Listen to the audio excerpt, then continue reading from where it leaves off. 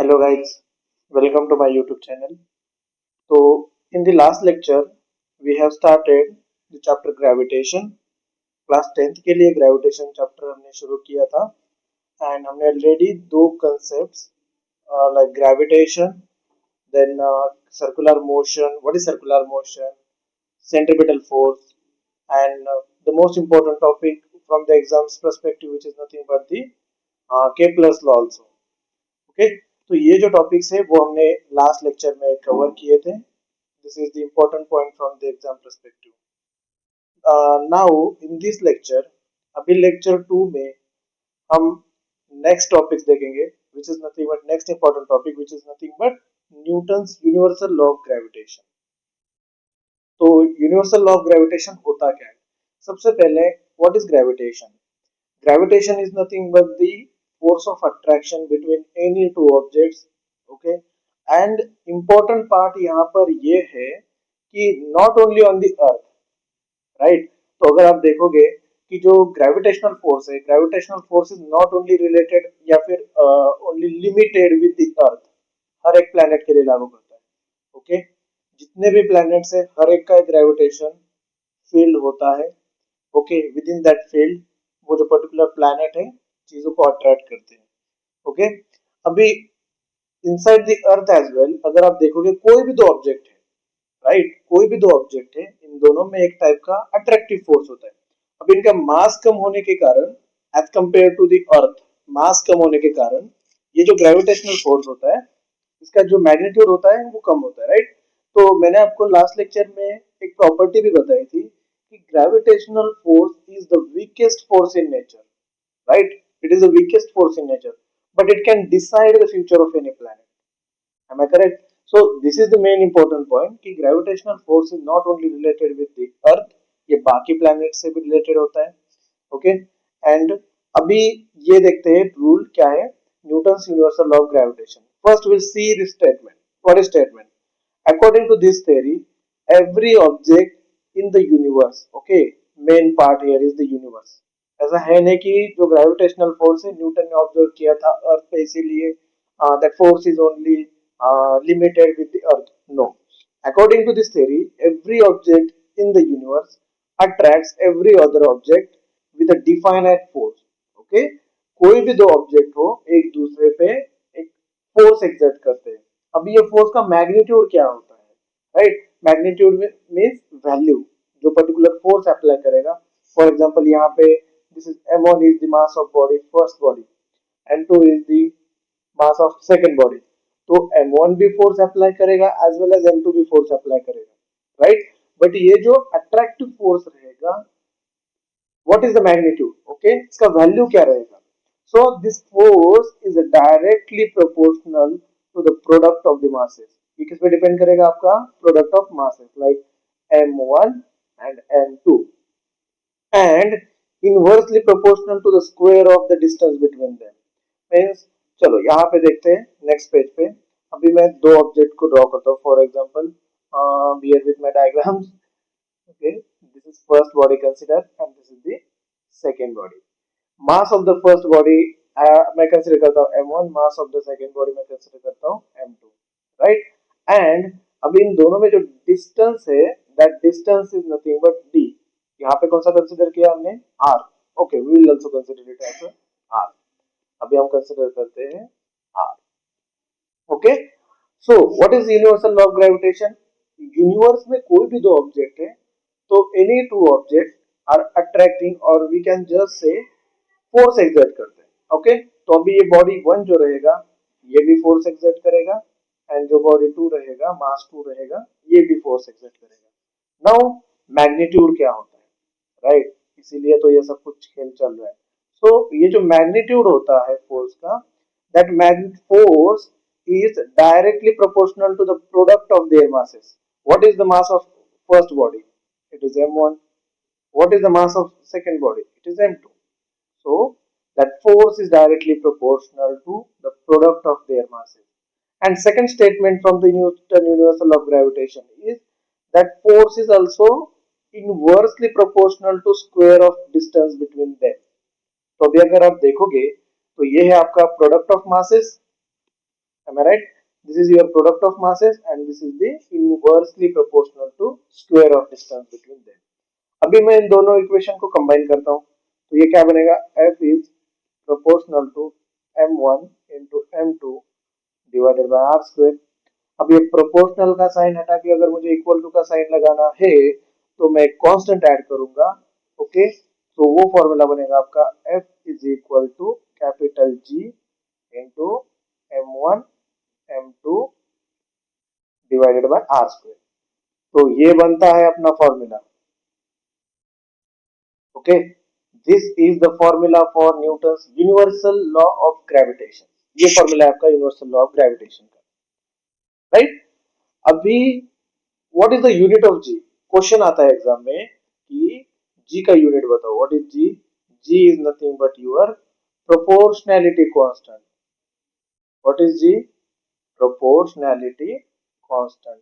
And इसी का दूसरा नाम है, प्रोपोर्शनैलिटी कांस्टेंट का ही दूसरा नाम है यूनिवर्सल ग्रेविटेशनल कांस्टेंट। आप यहाँ पे देख सकते हो, here G is the constant of proportionality and is also called as universal gravitational constant, right? तो ये है आपका यूनिवर्सल ग्रेविटेशन कांस्टेंट। अभी मेरा टास्क ये है, क्योंकि ये एग्जाम में क्वेश्चन आता है, बहुत बार आ चुका है, what is the unit of G, what is the value of G. तो पहले मैं यूनिट कैसे फाइंड आउट करते हैं? तो अगर मैं जी को यहीं पे रखूंगा तो ये डिवाइडेड बाय वाला आर स्क्वायर इधर मल्टीप्लाई में, मल्टीप्लाई वाला कंसेप्ट डिवाइड में। सो फॉर्मूला कैसे बनेगा आपका, G is equal to F into r square divided by m1 into m2, right? अभी यूनिट्स बताओ मुझे। हाँ, what is the unit of newton, sorry force का यूनिट क्या होता है? न्यूटन। अभी r is nothing but the distance, distance का यूनिट क्या होता है? एसआई सिस्टम में यूनिट होता है metre. What is the unit in SI system? Distance का मीटर। तो ये बनेगा मीटर, यहाँ पे स्क्वायर है तो ये भी स्क्वायर बनेगा, डिवाइडेड बाय मास का यूनिट होता है kilogram, kilogram into kilogram is your kilogram square. तो ये यूनिट होता है आपका कैपिटल जी का, विच is nothing but universal gravitational constant. क्या होता है यूनिट? न्यूटन मीटर स्क्वायर पर किलोग्राम स्क्वायर। अभी वैल्यू क्या होती है, राइट? वैल्यू क्या होती है? अभी इसकी जो वैल्यू रहेगी, वैल्यू भी इंपॉर्टेंट है। ओके, अभी आप लोग मुझे कमेंट करके बताओ कि कमेंट करके बताओ value of G, what is the value of G. Okay, हर कोई कमेंट करेगा जो भी आप वीडियो देख रहे हो। Okay, and if you are facing any doubt, okay, अगर आपको कुछ डाउट भी है तो let me know in the comments. I am planning to prepare one Telegram channel, तो वहां पे मैं ये जो पीपीटी या फिर स्लाइड्स है ये अपलोड करूंगा। From there you can download this content. Okay, तो first of all let me know the value of G. Okay, ये भी इंपॉर्टेंट क्वेश्चन है from the exam perspective. What is the unit of G, what is the value of G? क्या होता है unit? Newton metre square पर kilogram square. तो क्या होता है Newton's universal law of gravitation? According to this theory, every object in the universe attracts every other object with a definite force. Okay, तो universe में कोई भी दो ऑब्जेक्ट है तो वो एक दूसरे पे फोर्स एक्सर्ट करते हैं। नाउ अभी ये फोर्स की वैल्यू क्या होती है? वैल्यू किस पे डिपेंड करेगी? एक तो डिपेंड करेगी आपकी product of their masses and दूसरी डिपेंड करेगी inversely proportional to the square of distance between them. And आपका फॉर्मूला क्या बनेगा यूनिवर्सल लॉ के लिए? This is your formula. क्या है formula? F is equal to G m1 m2 upon r square, right? ये है आपका formula for universal law of gravitation. अब एग्जाम में क्वेश्चन भी आता है इस पे, न्यूमेरिकल्स, तो वो क्वेश्चन भी हम देखेंगे। Okay, let's see the next. चलो पहले क्वेश्चन सॉल्व करते हैं। ओके, जो यूनिवर्सल लॉ ऑफ ग्रेविटेशन है, Newton's universal law of attraction is nothing but universal law of gravitation, right? तो यूनिवर्सल लॉ ऑफ ग्रेविटेशन पे एक क्वेश्चन देखते हैं। Let's see one question. हाँ, दिस वन। ये जो क्वेश्चन है आपकी बुक में से ही लिया गया है। ओके, पहले क्वेश्चन को रीड करते हैं। Mahendra and Virat, okay, they are not talking about Mahendra Singh Dhoni and Virat Kohli. So Mahendra and Virat are sitting at a distance of 1 metre, okay, from each other. Their masses are 75 kilogram and 80 kilogram respectively. What is the gravitational force between them. Okay, अभी ये question आप ठीक से देख लो पहले तो क्या है। Okay, most importantly how to tackle the numericals, क्योंकि बहुत सारे बच्चे होते हैं उनको प्रॉब्लम होता है न्यूमेरिकल्स में कि न्यूमेरिकल्स को सॉल्व कैसे किया जाए। देखो मेरा तो फंडा सिंपल है, मैं हर एक को बताता हूँ कि फर्स्ट वन क्या होता है, read the question twice.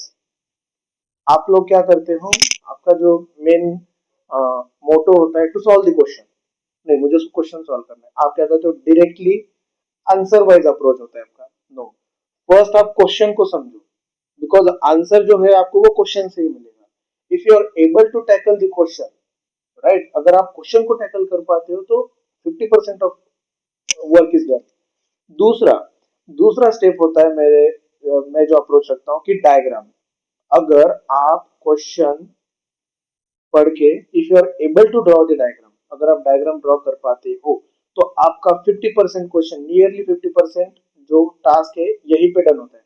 Because कोई भी बंदा डायग्राम नहीं ड्रॉ कर पाता, एंड ये साइकोलॉजी होती है, आपको एग्जाम में यही अप्रोच रखना है कि आप थ्योरी क्वेश्चन के लिए भी, आपको अगर थ्योरी क्वेश्चन है, अगर आप डायग्राम ड्रॉ कर पाते हो वहां पे, देन वो जो पेपर चेक करने वाले होते हैं उन्हें भी समझ में आता है कि कोई भी बंदा डायग्राम नहीं ड्रॉ कर पाता।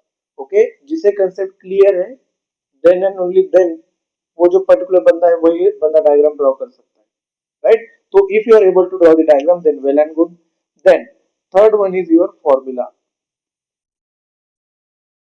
थर्ड होता है आपका फॉर्मूला, फोर्थ होता है आपका कैलकुलेशन टास्क, ये भी इंपॉर्टेंट टास्क है, एंड फिफ्थ वन होता है आपका यूनिट। अगर आप फाइनल आंसर का यूनिट आप गलत लिखते हो तो 1/2 मार्क आपका यहाँ पे चला जाता है। अगर आपका आंसर सही भी है देन ऑल्सो आपका हाफ मार्क चला जाएगा। ओके, वो आगे जाके 1 कट होगा। तो इससे अच्छा है ये पांचों स्टेप से आपको हर एक न्यूमेरिकल सॉल्व करना है। तो अभी देख लो मैं क्वेश्चन को कैसे टैकल करता हूँ। ठीक है, this is the question number 1 from the gravitation chapter. अभी यहाँ पे महेंद्र एंड विराट के बारे में बात किया है। ठीक है, तो मैं डायरेक्टली ऐसे ड्रॉ करता हूँ टू बॉडीज। ओके, आप ऐसे मत कंसिडर करना, अभी हमें क्वेश्चन सॉल्व करना है तो ऐसे ही करेंगे। Consider this is Mahendra, okay, and this is Virat. मैं कंसिडर करता हूँ मास ऑफ महेंद्र को m1 and mass of Virat को m2, and as per the universal law of gravitation मैं कंसिडर करता हूँ r is the distance between these two bodies. अभी formula क्या है या फिर मुझे वैल्यू, ओके, गिवन डेटा लिखना है मुझे। गिवन डेटा में क्या क्या है, महेंद्र का मास है 75 एंड विराट का मास है 80, यहाँ पे रिस्पेक्टिवली लिखा है, राइट। सो पहले महेंद्र देन विराट, महेंद्र 75 विराट 80, तो यहाँ पे लिखता हूँ महेंद्र के मास को मैंने m1 कंसिडर किया है, तो m1 है मेरे लिए 75 kilogram. Mass of Virat is m2 is equal to 80 kilogram, right. Then what is g, अभी देख लो, एंड हाँ, the distance between Mahendra and Virat is 1 metre. Okay, तो वहां पे डिस्टेंस क्या है, r is equal to 1 metre, and capital G की वैल्यू होती है 6.67 इंटू 10 रेज टू माइनस 11, जैसा कि मैंने यूनिट बताया न्यूटन मीटर स्क्वायर पर किलोग्राम स्क्वायर। तो अभी हमें फाइंड आउट क्या करना है, हमें फाइंड आउट करना है gravitational force between these two bodies. क्या फाइंड आउट करना है बेटा, gravitational force between two bodies. तो फॉर्मूला कौन सा यूज होगा, अभी ये कंसेप्ट तो अपना यूनिवर्सल लॉ है, तो what is the formula for universal law, देखो रीड कर लिया मैंने क्वेश्चन को, डायग्राम भी ड्रॉ कर ली। अभी फॉर्मूला क्या बनेगा, F is equal to G m1 m2 divided by r square. Value put कर लो, what is the value of g, g की वैल्यू रहेगी 6.67 into 10 raised to minus 11, then multiply by what is mass 1, it is 75, mass 2 is your 80 divided by r square, r is 1 here, distance between them। तो अपना equation बनेगा f is equal to 6.67 multiply by 10 raised to minus 11 multiply by 75 multiply by 80। तो अगर आप calculation करोगे तो calculation बनेगा आपका 4.002, okay, 4.002 into 10 raised to minus 9। Minus 7 sorry 10⁻⁷ Newton. Okay, तो ये है आपका final answer. This is the final answer. तो अगर आप ये अप्रोच रखते हो हर एक क्वेश्चन के लिए, देखो मैंने कैलकुलेशन भी ठीक से किया and unit most importantly, what is the unit of force, force का यूनिट होता है न्यूटन, तो मैंने न्यूटन वहां पे मेंशन किया है। अगर मैं बस ये n भी भूल जाता हूं than half mark is gone. Okay, तो आप भी सेम अप्रोच रखो व्हाइल डूइंग द कैलकुलेशंस। तो चलिए गाइस, दूसरा न्यूमेरिकल देखते हैं on the same topic which is nothing but universal law of gravitation. अभी अगर आप देखोगे तो ये जो न्यूमेरिकल है ये आपका न्यूटन्स लॉज ऑफ मोशन पे भी डिपेंड करता है। Okay, so if anyone is having doubt while using the Newton's laws of motion, then let me know in the comment. तो हम उस पे एक सेपरेट वीडियो बनाएंगे on the laws of motion. Okay, तो जिसमें आपको मैं तीनों लॉज ऑफ मोशन एक्सप्लेन करूंगा, सो नो वरीज। तो अभी देखते हैं ये न्यूमेरिकल। मैंने पहले भी बताया था कि किसी भी न्यूमेरिकल को अगर आपको अप्रोच करना है तो first you need to read that question twice, then given data लिखना है आपको, formula you need to understand, आपको पता होना चाहिए कि मुझे कॉन्सेप्ट कौन सा यूज करना है, and calculation part, and last one is nothing but your unit. तो देखते हैं इन द अबव एग्जांपल, मतलब अभी यहाँ पे सेम क्वेश्चन को रेफर किया जा रहा है जहाँ पे हमने महेंद्र एंड विराट के बारे में देखा था। In the above example, assuming the bench on which Mahendra is sitting is frictionless। Okay, अभी ये फ्रिक्शनलेस है तो यहाँ पे एनर्जी लॉस जीरो के बराबर रहेगा। Starting with zero velocity, what will be the Mahendra's velocity of motion towards Virat after 1 second? Will this velocity change with time and how? Okay, तो हमें फाइंड आउट क्या करना है, velocity of Mahendra after t is equal to 1 second। Okay, तो यहाँ पे आप देख सकते हो हमने पहले ही फाइंड आउट किया था what is the force acting on both the bodies. तो ये है फोर्स आपका gravitational force 4.002 into 10⁻⁷ newton, right. तो F is equal to 4.002 multiply by 10⁻⁷ newton, right. अभी Newton's first law of motion के अकॉर्डिंग अभी हमें पता है mass of Mahendra is 75 kilogram, जो कि आपको क्वेश्चन में गिवन था। Mass of Virat is 80 kilogram, right. तो न्यूटन सेकेंड लॉ के according, as per the Newton second law, अपना फॉर्मूला होता है F is equal to m into a, right. ये होता है फॉर्मूला। आपको फोर्स पता है which is nothing but the gravitational force, आपको मास ऑफ महेंद्र पता है, तो एक्सेलरेशन यहाँ से फाइंड आउट करते हैं। ओके, अभी आपके माइंड में एक क्वेश्चन आएगा कि एक्सेलरेशन को क्यों फाइंड आउट करना है। मुझे अगर यहाँ पे क्या फाइंड आउट करना है, velocity of Mahendra find out करना है, तो why we are calculating the acceleration, because Newton's first equation जो होता है आपका, ओके, आपको फाइंड आउट करना है वेलोसिटी, तो फर्स्ट इक्वेशन क्या होता है आपका, v is equal to u plus a into t। तो अगर आपके पास ये वैल्यूज है v plus sorry u plus a t, तो आप वेलोसिटी फाइंड आउट कर सकते हैं, राइट। यहाँ पे एक्सेलरेशन है तो मैं वैल्यूज पुट करता हूँ, तो how we can calculate the acceleration from here, a is equal to f upon m, right. तो अपने पास फोर्स की वैल्यू है 4.002 multiply by 10⁻⁷, mass of the Mahendra is 75 kilogram, and acceleration की वैल्यू आपको मिलेगी, acceleration is nothing but 5.34 into 10⁻⁹। अभी acceleration का यूनिट होता है बेटा मीटर पर सेकंड स्क्वायर, ठीक है, मीटर पर सेकंड स्क्वायर। फिर आते हैं अपने इक्वेशन पे, v is equal to u plus at। v तो हमें फाइंड आउट करना है, व्हाट इज u, अगर आपको पता नहीं है तो मैं बताता हूँ UAT ये होता क्या है। ओके, अभी यहाँ पे देख लो, अगर अपने पास ये इक्वेशन है v is equal to u plus a into t, तो यहाँ पे v is nothing but your final velocity. क्या होता है v आपका final velocity. What is u, u होता है आपका initial velocity, right. Then what is a is nothing but your acceleration, ये क्या होता है आपका acceleration, and t is nothing but your time. अभी यूनिट बताओ मुझे, वेलोसिटी, फाइनल वेलोसिटी मतलब एक टाइप का वेलोसिटी है, तो वेलोसिटी का यूनिट रहेगा मीटर पर second. Initial velocity is also type of velocity, तो मीटर पर सेकेंड। एक्सेलरेशन का यूनिट होता है मीटर पर सेकंड स्क्वायर, एंड टाइम का यूनिट होता है सेकेंड। ओके, तो ये होता है आपका v u a and t। v is nothing but final velocity, u is nothing but initial velocity, a मतलब होता है आपका acceleration and t यानी कि आपका टाइम। तो लेट्स कंटिन्यू दिस क्वेश्चन। तो अपने पास what is initial velocity, initial velocity की वैल्यू क्या है?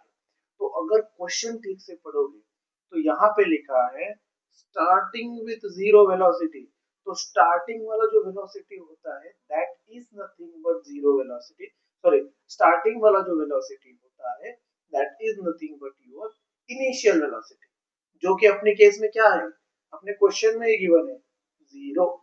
तो यहाँ पे अगर मैं वैल्यूज पुट करता हूँ u की जगह पे zero plus what is acceleration, acceleration हमने फाइंड आउट कर लिया 5.34 into 10 raised to minus 9, then multiply by time है, what is time, हमें फाइंड आउट करना है velocity after 1 second, तो multiply by 1 कर दीजिए, तो क्या बनेगा, ये तो बच्चा बच्चा जानता है, क्या आएगा वैल्यू इसका 5.34 multiply by 10 raised to minus 9 metre पर सेकेंड। तो velocity of Mahendra after 1 second इतनी बनेगी। जीरो सेकंड पे देख लो, जीरो सेकंड पे वेलोसिटी जीरो थी, आफ्टर 1 सेकंड इतनी वेलोसिटी बनेगी, राइट। तो ये है आपका क्वेश्चन नंबर 2। अभी आप मुझे बताओ कि will this velocity change, change तो होगा, लेकिन हाउ दैट वेलोसिटी चेंज, ये आप लोग बताओ मुझे कमेंट सेक्शन में। अगर किसी को डाउट है कि how the velocity changes, then let me know, हम नेक्स्ट क्लास में डिस्कस करते हैं। अगर किसी को मतलब फॉर एग्जांपल अगर ये आपके लिए होमवर्क है, एज अ होमवर्क ले लो and let me know in the comments. Okay.